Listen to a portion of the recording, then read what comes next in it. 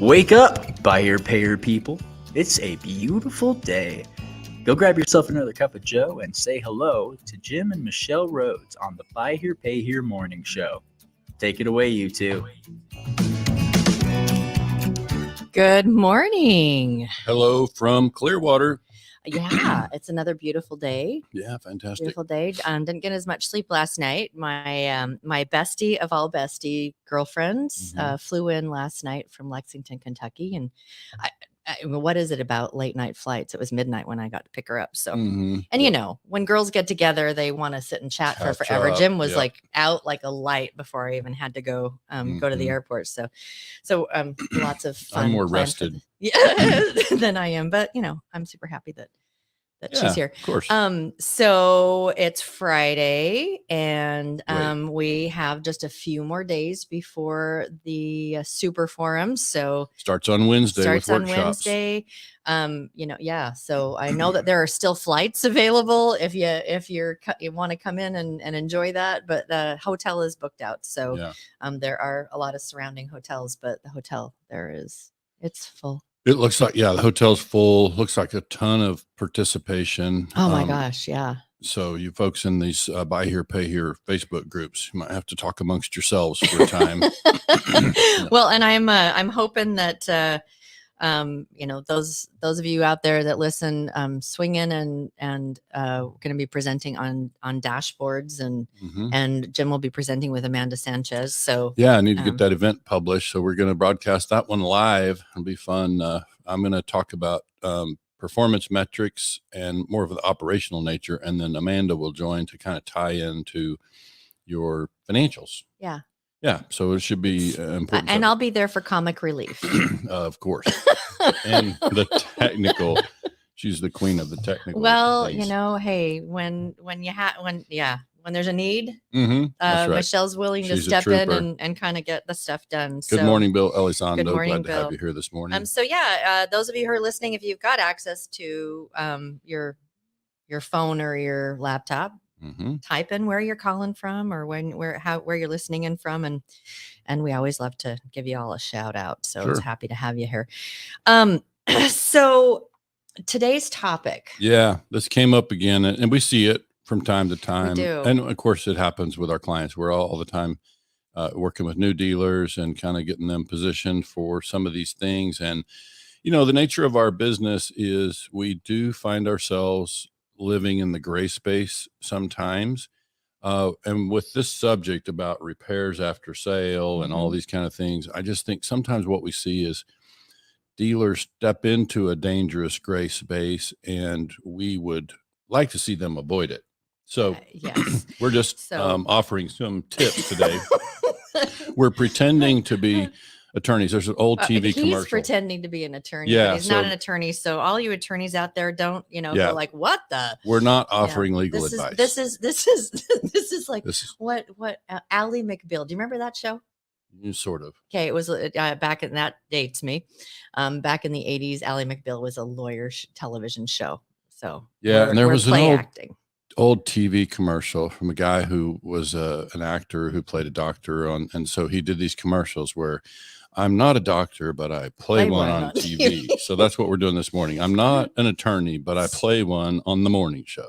So we're just kind of role playing some of these scenarios that we see that come up with dealers. And we just see that when it comes to repairs after sale, dealers are out there trying, some of us are trying to be, quote unquote, good guys and do some extra for the customer. I mean, we're all for being a good guy. So it's just about how do you protect yourself? When you sometimes when you step into, kind of this area that's a little fuzzy, it's hard to stop that. It's like once you open that valve, then you really make yourself vulnerable. So I'm like over here smiling because I was like, I'm going to get into character. and oh my goodness. And I was thinking that I wanted to use those of you who know me really well. I don't think that this has come out at any of the conferences, but I've got a voice for flipping everything. She's got sound effects. It's the craziest thing. So I was like, okay, Minnesota cheese. Oh, yeah, no. No, So we're not doing that. I'm going to use my own voice, guys. We'll have to, at one of these conferences, you're going to have to get a couple of a liquid courage beverages down my throat, and then we can have some fun with voices and or karaoke. But oh boy. So all right, we're setting the scene. I am sitting down in front of an attorney that I have. Okay, so good morning, Michelle. Welcome. Hi. So first, I have to ask, how did you learn about our law firm? Well, I was driving down the highway, and there was this big billboard that said, "We love to sue we love to sue for dealers.com." So I thought, hey, it looks like, you might be someone. I think it's we love to sue car dealers. Sue car dealers. I'm sorry, I can't read your notes. Just making sure you saw the right billboard. Yeah. So we've already okay. Restart. We can start. Okay. We love to sue cardealers.com. And so I thought, you should be able to help me because I have a problem. Yeah, that's brought us a lot of customers. So tell me what happened. Well, okay, so I bought this car, and it's been like 6 months ago now, and they said that it was like as is, but it was a lemon. Oh yeah. And so I like a week after I bought it, the water pump went out, and so I was like, dudes, you guys sold me a bad car because they said we sell good cars, all the stuff, and you guys sold me a bad car. So I went in and so they went ahead and replaced it, which they should have, because I mean, for crying out loud, it had only been a week. And then it's there was like this 90 days something for the engine thing that and I was having some engine problems, and it expired, and then I started having some engine problems, and my my head gasket started going out, and this is like 2 weeks ago, and so I'm confused. Let's stop. Wait. Let me have a look at your documents. So you had a warranty. Yeah, it was like a 90-day thing for the engine. Oh yeah, I see it here. Okay. Yeah, it was short-term warranty. Yeah. And the water pump wasn't like part of that, but they fixed it, and then the head gasket goes out, and it's like, I mean, I swear to you, it was like 92 days after the thing, and they're saying they're not going to help me. And so my car's been sitting in my driveway now for a week, and I can't use it because I need a new head gasket. No, I follow. I see the documents here. So your warranty, you had some repairs done during the warranty period. It's 3 months or 3,000 miles. You had some repairs done, and they paid for those. Yeah. Okay. Yeah. But now you have another repair after. So has the dealer paid for any repairs after the warranty expired? No. Okay. So I don't hear a case.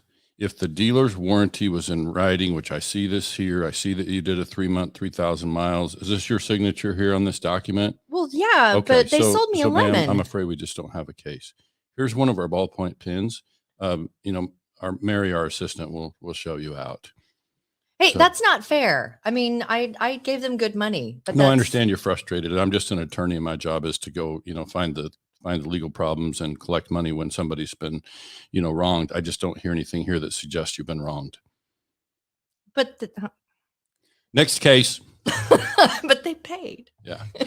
So let's talk through this one here, where the car is. Okay, so we're out of character. We're no longer in a law office. All right. Okay, go ahead. We're talking about. So welcome again. Thanks for coming in. I'm guessing you saw our billboard, and that's why you're here. That's picked up a lot of clients for us. So you have a car dealer that you're unhappy with? Yes, I want you to sue them. They owe me a lot of money. So tell me what happened. Well, did the car? Let's have the look at your documents. Did you bring your documents from your transaction? Let's have a look at those first. Yeah, I did. And I did I did sign this thingy that said no warranty, but but that's called an FTC buyer's guide. Let me find that in here. Yeah, I see your signature here. So you did have as is, no warranty.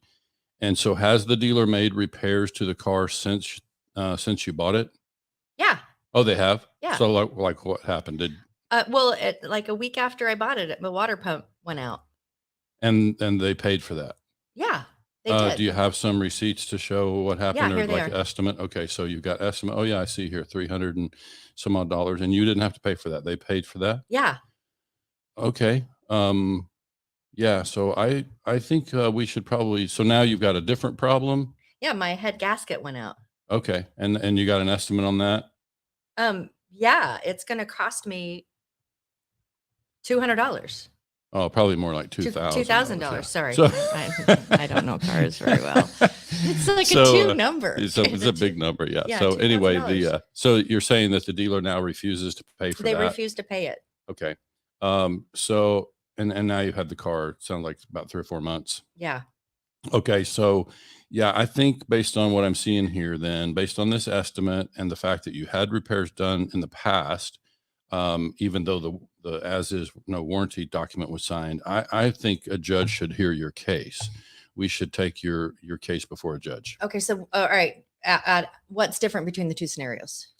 Well, in scenario number 2 here, the you had you either had warranty or you didn't have warranty and it expired. Okay, so in this last scenario, as is, but the dealer after delivery, the dealer sort of nullified that as is by proceeding with making some repairs to the car, so that you showed that they paid for repairs after delivery.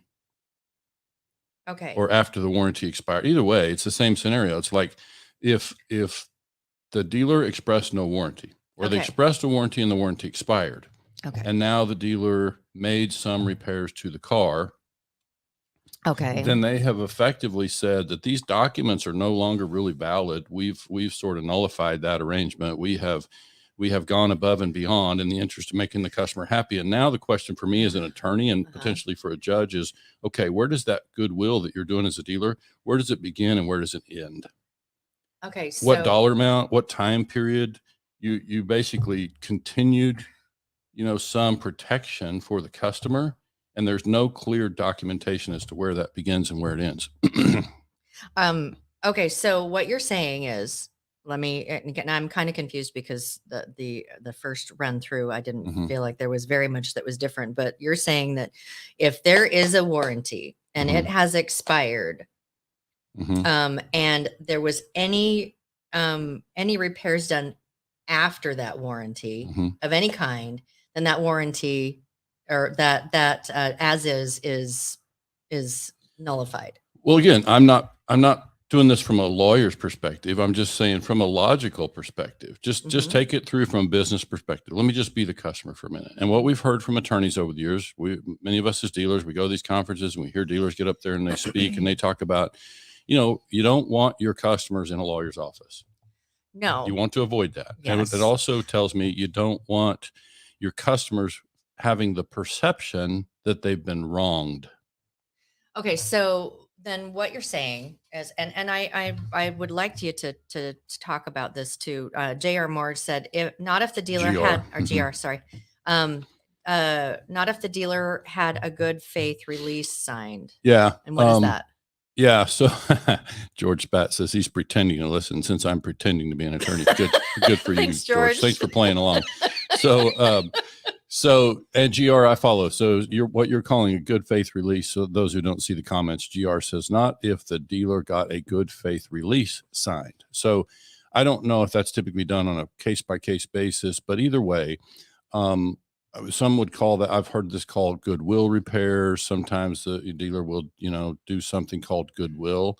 I just think, again, I'm not being an attorney here. I'm not trying to address what's legal. I'm trying to address what is perceived by the customer. And as we've talked about in other contexts where it comes to customer service, when it comes to a customer's experience, their perception is our reality.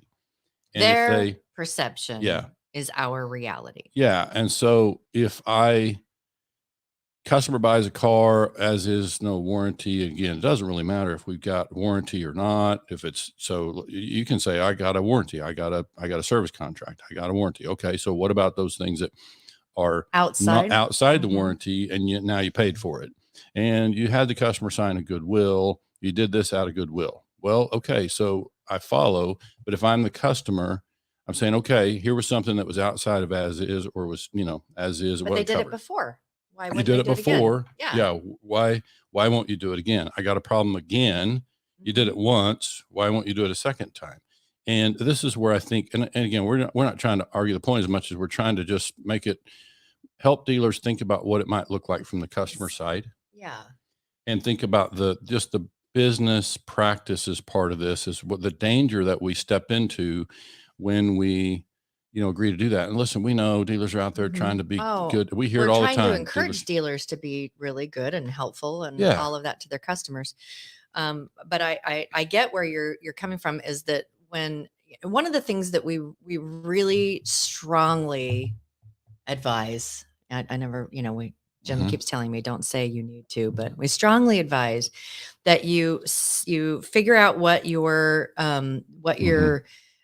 expectations are, what your rules are, what what your contract says, and that you are consistent with that. Right. But that does not mean you can't help. Yeah, no, that's definitely true. So we're not in any way saying that when someone comes in and says, hey, you've sold a car that's as is, no warranty, and they come in and that week after they bought the car, the water pump goes out. That doesn't mean that you're not going to be able to help. It's just, how do you help without voiding the as is, no warranty? Right. So I think maybe it helps to go back to, I opened my own dealership in 2005. I managed a dealership, first stepped into Buy Here, Pay Here back in the middle or late 90s. And in my own dealership, I chose to do as is. We were doing low ACV, low cost cars, short-term notes, and we were prepared to support customers after the sale. It's just that we didn't promise it in the form of a warranty. But I can honestly say, I used to tell dealers this, and we still recommend this approach. And it was our video in the dealership, and I've actually recorded videos for dealers who do this as is, no warranty. And again, it applies whether you have a warranty or not, but as is, no warranty. And the language in the video would basically say, look, this vehicle is as is, no warranty. So that means if you develop problems after you buy the car, it doesn't matter if it's, 2 days or 2 weeks after delivery. If you develop a mechanical problem, that will be your financial responsibility. However, that doesn't mean that we won't help. So let me just be real clear about that. So this is the part that we would make sure and express all the time. And so there's nothing that I'm talking about here that should suggest to you that I'm going to give terrible customer service or I'm going to advise terrible customer service. I'm going to, certainly in my own dealership, the premise was always, and we set it right at the point of delivery, and we kind of called it an open door policy, which is just because we won't pay for it doesn't mean we won't help. And so we invited the customers back in. So how could you help? Well, it could have been a loan. Some of us do side notes. It could have been helping the customer save money on parts. It could have been, any number of things. But the point is, we would offer help to them in order to, because we get it. It could be something as simple as, we've got the shop here that will only charge you for parts, but let's get it done. Sure. And that's, they're still paying for it. Right. But you're helping and you're not voiding the warranty. Right. And something we can cover on a different subject one day is this whole, you've been there when I've told dealers that we urge them to not step into the business of repairs after sale, which these we owe forms that you sign at delivery. And again, we can tackle that separately on a different episode one day, but we ask dealers to, when they deliver the car, do the best they can, and they have total control of it. So it's totally achievable to be able to have every one of those we owe forms say nothing promised after delivery. It's just all tied up in a nice, neat little bow. There's nothing we're doing for you after delivery. And so again, we can cover that separately, but it kind of ties to what we're talking about here, in that if we tie it up, clear communication at the time of delivery, we make sure the customer, and we set expectations with the customer, and then we don't violate that, because in its simplest form, if you buy a car from me, it's as is, and next week you come in and say, it was a little rainy and these windshield wipers are bad, and I just throw some windshield wipers on it for you. I pay for that out of my pocket and just give you some windshield wipers. I have effectively Canceled the as is no warranty. So if you come in the week after that with a blown head gasket, what's my basis for saying, oh, I just did that, just being nice. Today I'm not going to be nice. Because that's a lot more expensive than a So it's like, set of windshield wipers. but legally, I mean, we kind of, or from a customer service perspective, we have made repairs. Now, that's an exaggerated example, some small little simple thing, but it's like, if it had been in my own dealership and that came up and customer needed windshield wipers, I would have come closer to financing those, $15 worth of windshield wipers and put the repayment all the way at the end of the note before I would have paid for it. You see the point? See the difference? Or like spread it out over 2 or 3 payments. Yeah, whatever. So it's like an extra $10. That's an exaggerated example, but I'm just trying to say I wouldn't ever accept financial responsibility. That was our understanding. That is still our understanding. And so I want to hold to that. And I'm going to be very, very consistent about that. I'm not going to do for one customer what I wouldn't do for every customer. And I've told you at the time of delivery that we will not, it'll be your financial responsibility. I'll help you, but it'll be your financial responsibility. So in that way, loans. Well, and let's talk about one thing that you did that was different than a lot of other dealers, as well as something that we have encouraged every one of the people that we work with to do, and that is to do an independent mechanics check. On that vehicle. We did that in a separate episode already. We would invite you to go back and find that. I can't remember what we titled that, but yeah, that's basically just about, making sure that you give the customer the opportunity, because now that's about transferring ownership, having them go get and the being car about being transparent. So they can't say, they hit and they knew. It's like you had your own mechanic go through it and they didn't find this stuff. Right. So either. that's definitely an important way to, for me, it's all about transferring that responsibility and having the customer accept the responsibility in a different way, in a more significant way. And so all these things we're talking about sort of tie to that. And to me, it's about being very consistent. And again, there's nothing here that suggests that, if you adopted the practices we're talking about here, that you have to end up with unhappy customers. I don't think that's true. I think there are other solutions. I think we tend to go to the easiest solution sometimes. And in the scenario that I'm talking about, did I end up with unhappy customers? Sure. I bet dealers that are out there offering a warranty end up with unhappy customers too.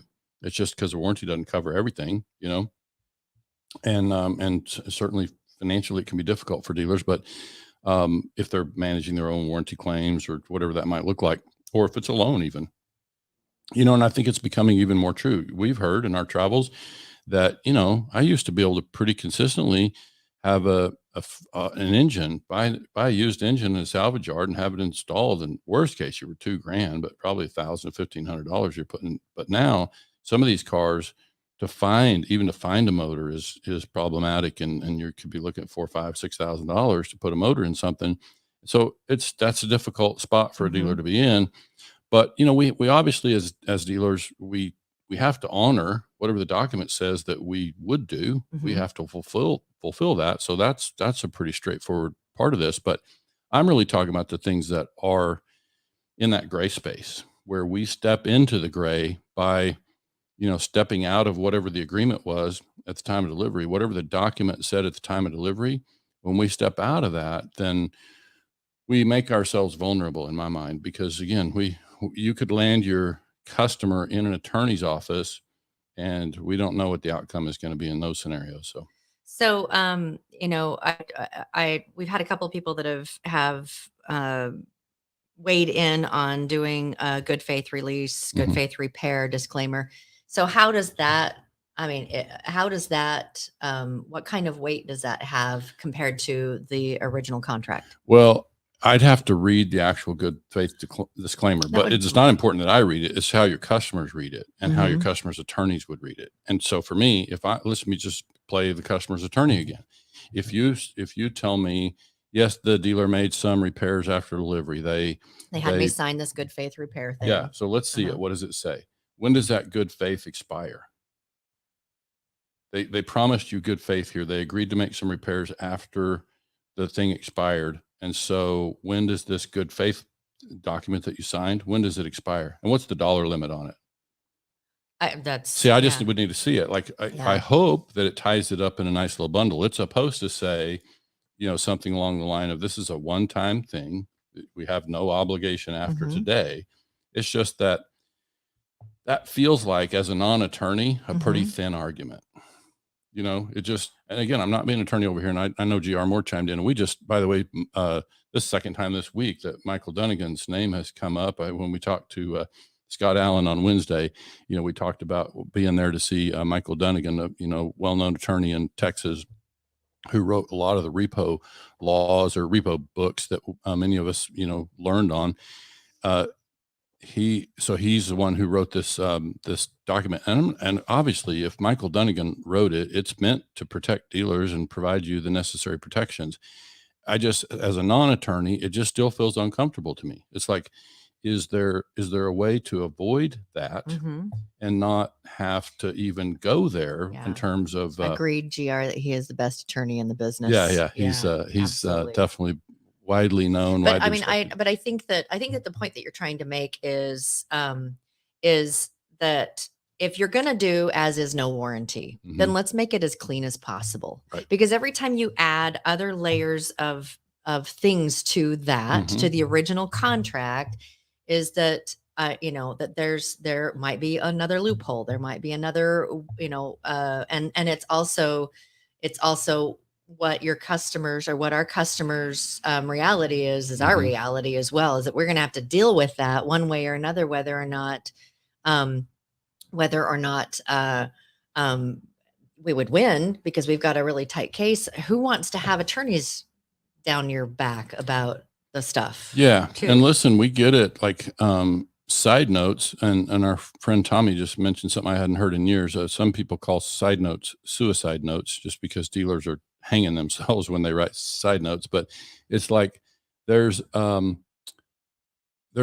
way to do that, to keep it in check. And so we can, somebody needs some help with that part of it, we're happy to help. But I think for me, where I'm really coming from is, imagine a scenario where I finance a car to somebody, it's as is. 2 weeks later, they're in and they got some problem, and it's a solvable thing. It's a heater hose or whatever. It's $150 with parts and labor or something. And the customer, there's two things going on. One is the customer's upset because the car's not running and they need it to run to get to work and pick up the kids at school. Yes. We get it. There's that frustration piece of it. Absolutely.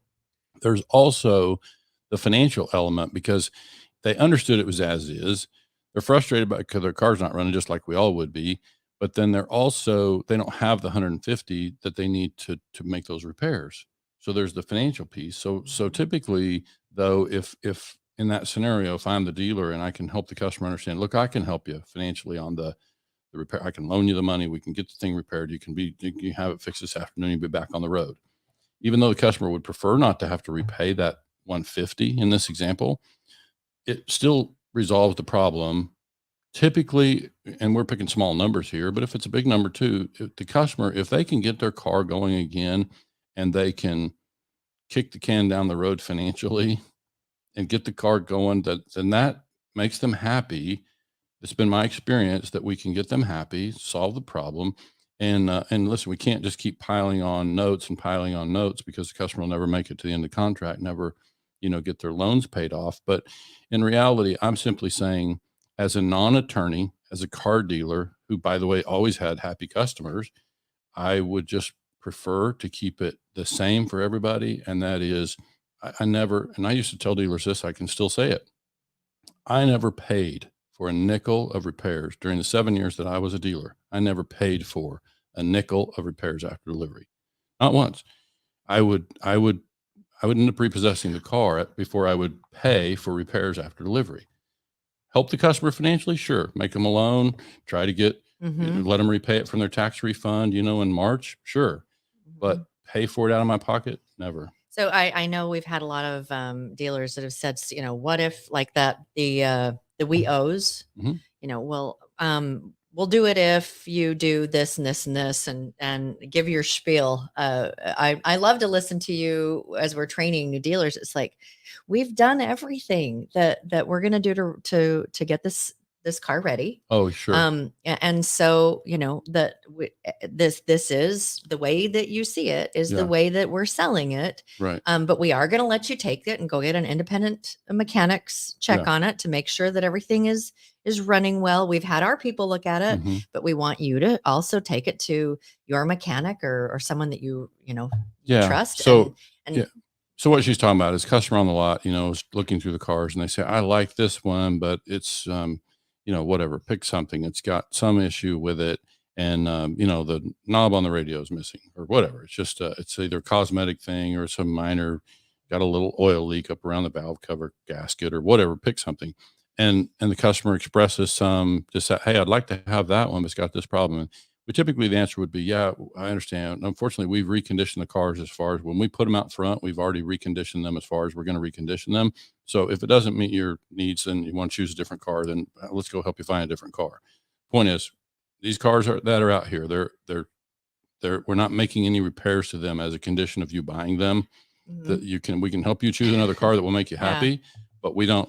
So it's like, so it doesn't have the knob on the radio. So it's like, oh, if that means something, if that's really important to you, we've got a lot of other cars that have that we can help you get into. New dealers will learn this the hard way. Unfortunately, too many of them, they'll say, okay, I'll make those repairs after delivery. Sure. We'll put a new valve cover gasket on that car, for you. You'll buy the car today and you'll give us $1,000 down and we'll make this repair.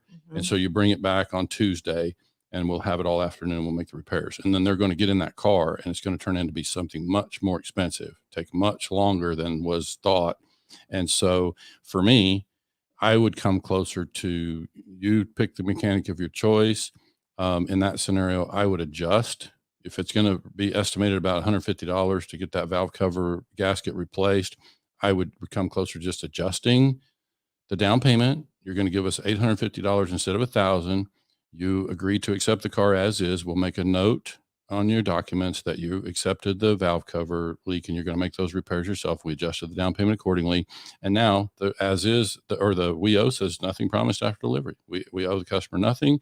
We reached the agreement. It was all resolved before we signed the documents and it's all buttoned up and nice, clean. So this is about just consistency. I talk about all the time, fair and consistent. And there's nothing I've talked about that's unfair. It's exactly the same with everybody. If the customer's unhappy with that scenario, they can obviously choose a different car, a different dealer. But I'm just being very fair. I'm being very consistent. I'm not going to do for one customer what I wouldn't do for all of them. And that includes repairs after delivery. And that is, the underlying foundational piece to this whole thing is determine what it is you will or will not do. Make sure that it's documented well, and then hold to it, regardless of the person, regardless of the customer or the situation. You need to hold to it. Sure. And we strongly advise She's learning. that you hold to it and find other ways to be able to help that does not void that as is no warranty. Right. And again, if you're trying to do this and your customers are unhappy, reach out to us. There's some things we can probably tell you that will help you, because there's nothing about this that should result in unhappy customers. A temporarily, upset customer because their car's broken down, of course, that's going to happen.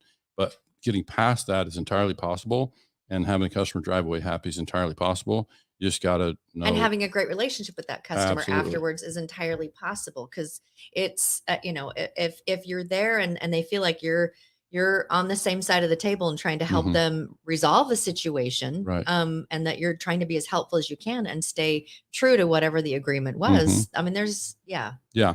So George Spat, who's in the reinsurance business, says, whenever you buy anything, you might want to post that on this. I already did, and I'm going to do it again. Sweet. Oh, I didn't see it. Okay. So you typically create an implied warranty. So that implied word is an important one. And I think we know that we have customers come back in all the time, and they're claiming, lemon, and they're claiming this and that. And so we know that there's just generally an implication that if I buy something from you, you're going to make good on it, And so this is why, as dealers, we just have to be super clear about what the understanding is and what it's not, what it includes, what it doesn't include. And then we just have to be consistent to that if we want to have consistent experiences and make our business, sustainable. And this is also a headache factor. I would imagine too, like in the operation of your dealership, that when you've got a collector that's having to deal with something, and it's like, hey, so what can we do? And hey, and that you've been like, here's the solution for one that is actually outside of the warranty, and here's another. So I think it would create a level of confusion as well with your team. It can, about, yeah. And also tying things up. So if they know that this is what we're going to adhere to, but we do have ways that we can help. Oh, sure. That instead of saying, hey, so-and-so needs such and such, what do you think? Right. Yeah. There's a process. Yeah. There's absolutely a process that you go through that helps resolve those situations, make the customer happy, get them back on the road. And, just it turns the thing around quickly. But we just, we have certain responsibilities as dealers. Let's just don't accept responsibilities where we don't need to. And that's where we step into the gray. And now it's kind of hard to step back out. And it's totally possible. It's in alignment with the white hat way. It's like, we are here to help. We're here to do the things, but we will also hold you and ourselves accountable to the contract. Yeah. And it's really at its simplest form. That's what it is. I'm always going to abide by what our contracts say, or whatever our agreement is. I'm always going to abide by that because I'm a white hat dealer, to use that terminology. Like I'm going to do it. I'm going to do what is agreed. I'm going to ask you to do the same, Mr. or Mrs. Customer. I'm going to ask you to do your part of the contract. This is what we agreed. This is still our agreement. I'm still honoring it. I ask you to still honor it. And if you do that, I'll help you. I'll bend over backwards to help you. And I hope you're a customer with us 10 years from now, but I'm going to do things the same all the time. So, and I'm going to send them away smiling, I'm sure. Yeah. So this was just based on as is no warranty. And there are a lot of dealers out there, and there's other things. If, there's reinsurance products and all sorts of things that can give a dealer a little bit more bandwidth or latitude to be able to help and stay within contract as well. So, so this is just the as is, no warranty. And I would really love to the form from Michael Dunnigan. Take a peek at that. That might be something that would be an interesting topic to. Well, there may be a fee for those forms. There may be a fee for those ones. Okay, never mind. So yeah, just. But yeah, that might be an interesting topic for like a tote the note or something in the future. To talk about this and really dive into it with some tons of stuff to talk about. I'm thinking as we go through this, and we can wrap up, but I know that among the things that are on the horizon for you and me will be consumer education as well. And I look forward to that. Yes. I look forward to being able to go do some of these same things where we provide education to consumers, because that's part of why people end up in this spot, because consumers just don't really understand too much of this stuff, Yeah, absolutely. Okay. Well, let's wrap up. The end. Thanks for tuning in, folks. We'll talk to you Monday from Clearwater, and then we'll be bound for Austin. Yeah, well, we should be in Austin on Wednesday, right. And we'll be broadcasting probably from our hotel room, because it'll be 7 a.m. there. Time change happens on Sunday. Don't forget about this. That's right. And the cool thing about it is we never have to go through this thing again. Yeah. Ever, ever, ever. The time change thing. The time change thing. So it's like forever and in perpetuity. We will always be the same time zone. And I kind of like that, because every time I go to Vegas or Austin, it's like, it feels like it's 3 hours. Well, it is. It feels like it's 3 hours different. And now it'll only be 2. No, you're talking about, you said Austin, but not I think Austin, you mean but Arizona. Yes. Yeah. Yes. Arizona or West Coast. Yeah. Yeah. So yeah, I think I need more coffee. You really do. Let's find you some more coffee. So we'll talk to you folks next week. Thanks for tuning in. Have a great weekend. It's collection day, payment day. So and go out and collect those car payments. And I hope you guys have a fantastic weekend, and we will see you all on Monday.